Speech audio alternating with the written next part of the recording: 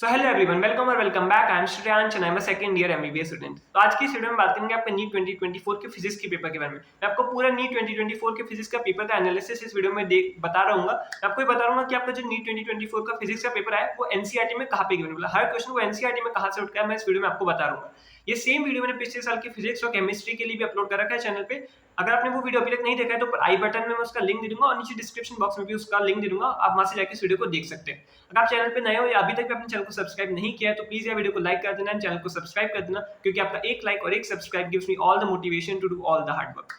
तो देखो, आपको लोग ऐसे कहते होंगे आपकी फिजिक्स की एनसीईआरटी आपको पढ़नी चाहिए, बट जब मैं आपको पास लाइव बता रहा हूँ कि आपको फिजिक्स की एनसीईआरटी से कैसे आपके क्वेश्चन एनसीईआरटी से उठ के नीट में आए, तब आपको पता चलेगा कि उसकी इंपॉर्टेंस क्या है। ऐसे कई क्वेश्चन होंगे जो आपको पता भी नहीं होगा कि वो जो एनसीईआरटी की लाइन है वो उठ के सीधे क्वेश्चन में आ गई है, बट आपने क्योंकि एनसीईआरटी को उस टाइम नहीं पढ़ा था तो आप क्वेश्चन उस टाइम सॉल्व नहीं कर पाए। इसलिए आज आपको बता रहा हूँ कि आपको एनसीईआरटी की लाइन से कैसे क्वेश्चन आ रहे हैं। जब आप उनको देखोगे तो आप समझ पाओगे कि एनसीईआरटी कितनी इंपॉर्टेंट है, आपको उसको क्यों पढ़ना है और कैसे पढ़ना है। इसके साथ साथ हम ये भी देखेंगे कि आपका जो नीट का फिजिक्स का पेपर आया उसमें 11 से कितने परसेंट ऑफ क्वेश्चंस आए और 12 से कितना परसेंट ऑफ क्वेश्चंस आए।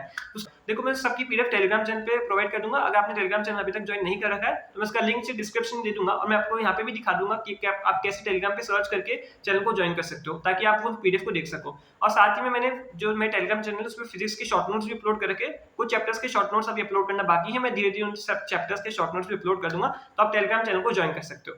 तो चलो इस वीडियो को स्टार्ट करते हैं।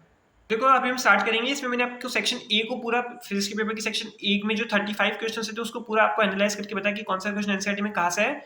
अगर मैंने अभी बस इतना टाइम नहीं था इसलिए मैंने सेक्शन बी के लिए अभी नहीं कर पाया, तो अगर आप चाहो, अगर आप बोलोगे तो नीचे कमेंट सेक्शन में मुझे बता देना कि आपको सेक्शन बी के लिए भी चाहिए, तो मैं सेक्शन बी के लिए भी आपको फिजिक्स का पेपर को एनालाइज करके बता दूंगा। अभी देखते हैं सेक्शन ए के बारे में। तो चलो अभी हम देख लेते हैं। सबसे पहले हमारे पास 11 से कितना परसेंट ऑफ क्वेश्चंस आए थे और 12 से कितना परसेंट ऑफ क्वेश्चंस आए थे।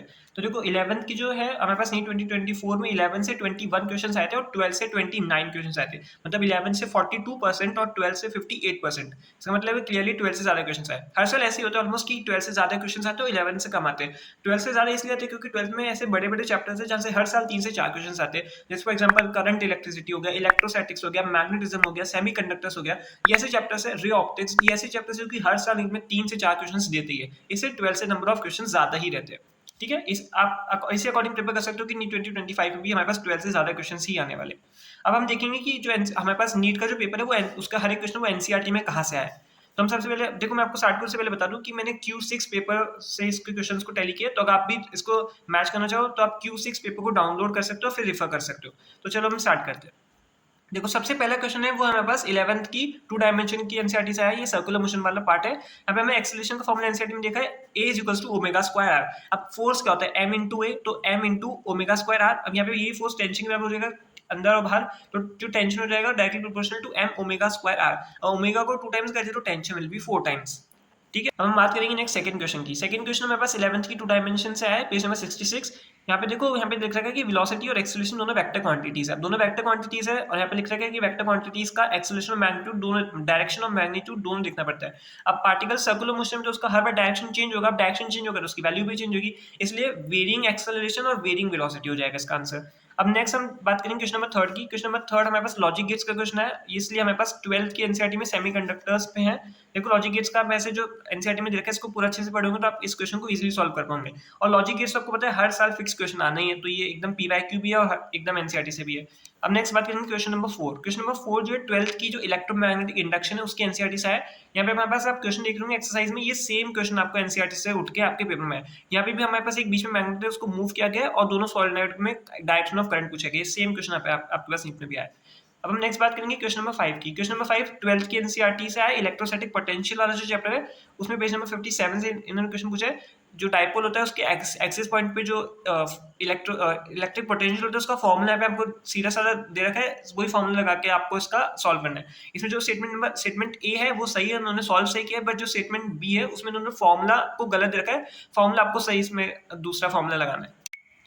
इन्होंने यहाँ पे 2p/4πε0r² लिखा है, जबकि एग्जैक्ट फॉर्मूला जो होता है वहाँ पे वो होता है p/4πε0r², इसलिए स्टेटमेंट बी गलत हो गया। अब हम नेक्स्ट बात करेंगे क्वेश्चन नंबर 6 की। क्वेश्चन नंबर 6 हमारे पास 12th की एनसीईआरटी मैग्नेटिज्म और मैटर में पेज नंबर 132 पे टेबल दे रखी है। सेम टेबल से उठ के क्वेश्चन आया है। यहाँ पे हमारे पास डिफरेंट डायमैग्नेटिक पैरामैग्नेटिक सब्सटेंसेस की काय वैल्यू को निकालना है।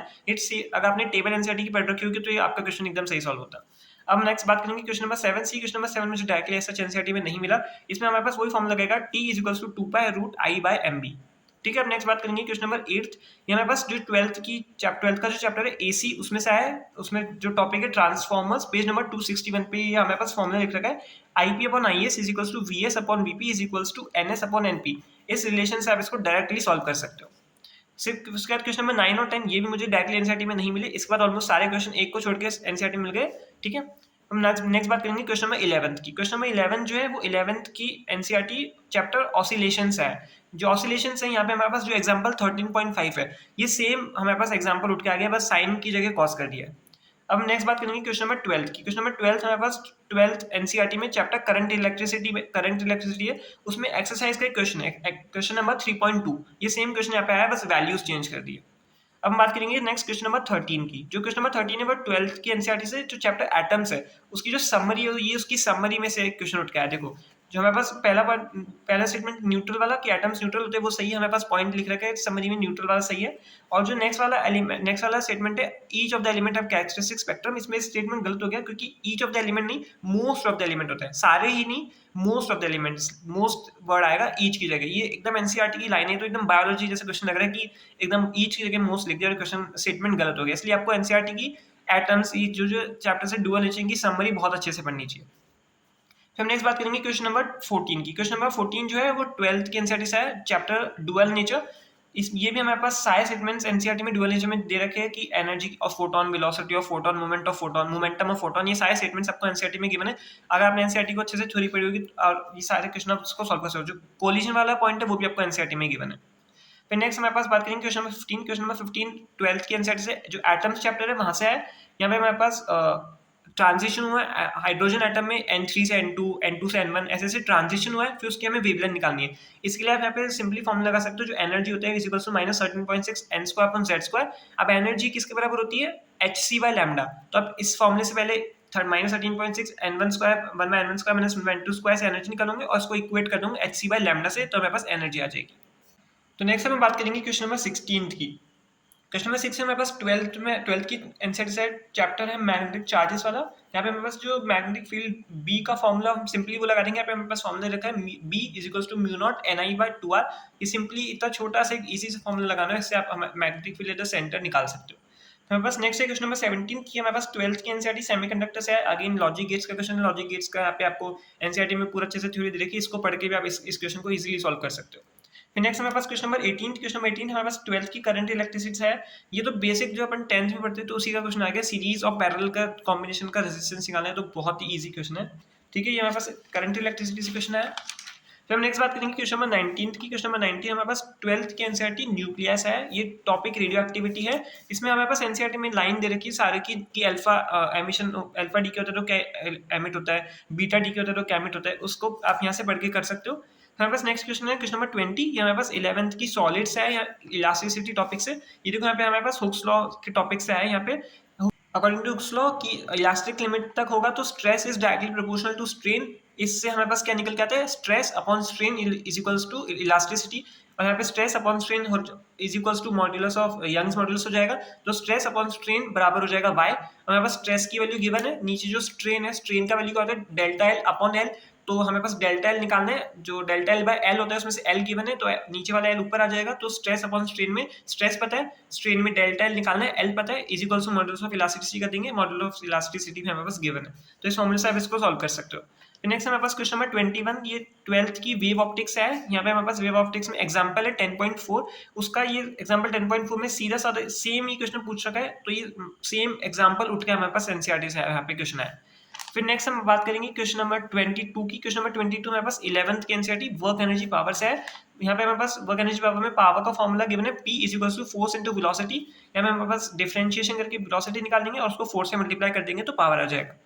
फिर नेक्स्ट हमारे पास क्वेश्चन नंबर 23। ये हमारे पास 12th की सेमीकंडक्टर से एकदम सेम थ्योरी का क्वेश्चन है। इसमें स्टेटमेंट ए जो है वो सोलर सेल जो टॉपिक है उसके अंदर दे रखा है कि जो VI कैरेक्टरिस्टिक होता है इसमें सोलर सेल के लिए वो जो होता है 4th क्वाड्रेंट में लाई करता है। सेम लाइन एनसीईआरटी में लिखी हुई है।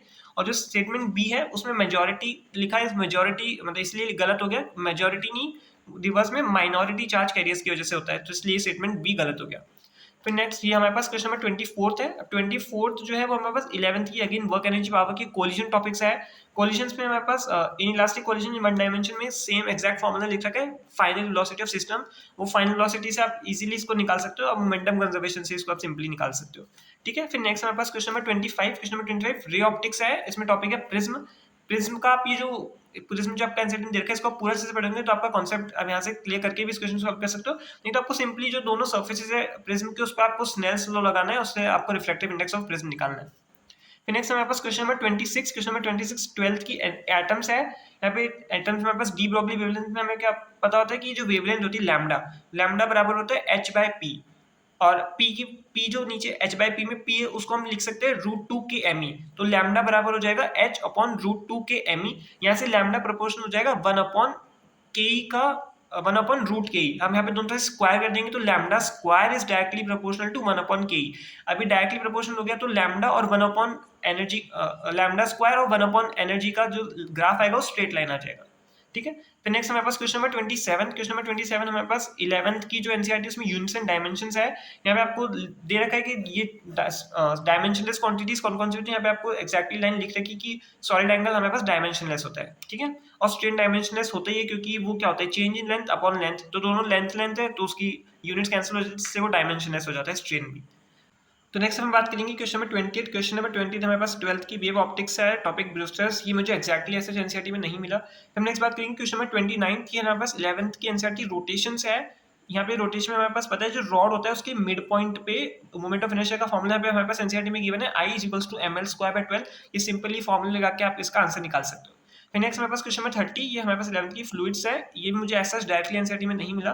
फिर हमारे पास next question number 31। Question number 31 हमारे पास 11th की जो थर्मोडायनेमिक्स चैप्टर है वहां से है। ये देखो ग्राफ का क्वेश्चन है, हमारे पास पॉइंट 1 से मतलब 20 से लेके सी हमारे पास वर्क डन निकालना है। देखो इस जब आप यहाँ इस जो यहाँ पे इस पॉइंट से आप ट्रैवल करोगे 20 से लेके सी, तो यहाँ पे हमारे पास वर्क डन 0 होगा।